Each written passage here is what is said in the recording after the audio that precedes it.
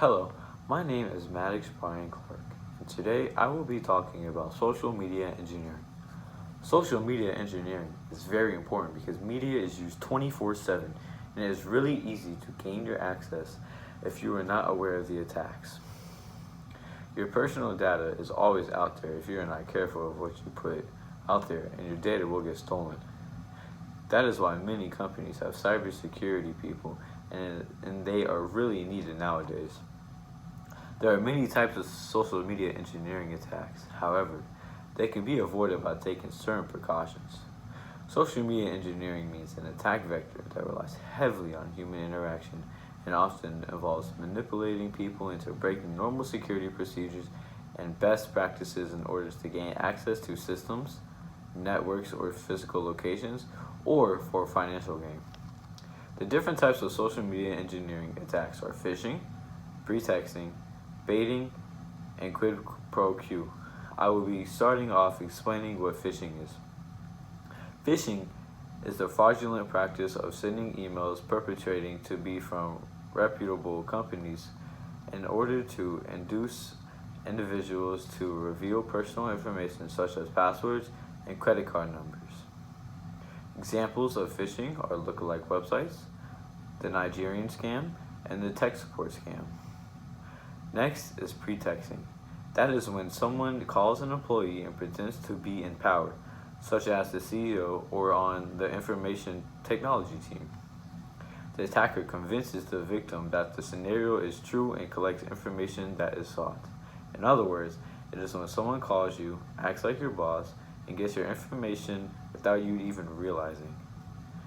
Baiting is another type of attack, and it is when attackers use a false promise to pique a victim's greed or curiosity. They lure users into a trap that steals their personal information or inflicts their systems with malware. The most revealed form of baiting uses physical media to disperse malware. A real-world example of this is when the attackers leave a flash drive somewhere visible, like in a bathroom or elevator, and wait for the victim to pick it up and install it into their computer, leaving a virus so the attacker has all of his information. The last attack is quid pro quo, and it is basically when attackers promise a benefit in exchange for information. The benefit usually assumes as a form of service, whereas baiting frequently takes the form of good. An example of this is when fraudsters act as the U.S. Social Security Administration. Now that you know all the scams, I'm going to tell you many ways you can avoid being scammed. The first one is do not click on any sketchy websites you aren't sure about. Think about on downloading an antivirus app. They tell you which websites are safe or not safe. The second one is do not leave your computer unlocked when you are around people you do not know or trust. Next is if you receive an email that you have never heard or seen before, or it looks too good to be true, then it probably isn't true or safe at all. So I suggest deleting the email.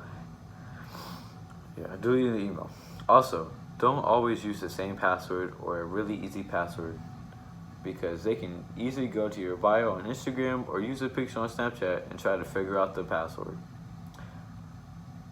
Never use Wi-Fi from fast food or restaurants because they typically do not have passwords on them and they're really easy to hack. Now, if you have been hacked, just try to stay calm and contact the place you have been hacked. However, if it is your phone, I suggest wiping your data and uploading it into the cloud and secure that. Look at the URL sometimes and see if it is a legitimate version. Sometimes they have false names up there. If the website has a two-factor authentication, believe me, you need that, because if they try to log in using your password, they need a code. It will ask for a code that is sent to your phone. The code only works for 30 seconds and it will disappear. So unless they have your phone, it is almost impossible for them to get in. If you see a strange USB, never put it in your computer. Like how they try to scam you in baiting. Lastly, use a VPN.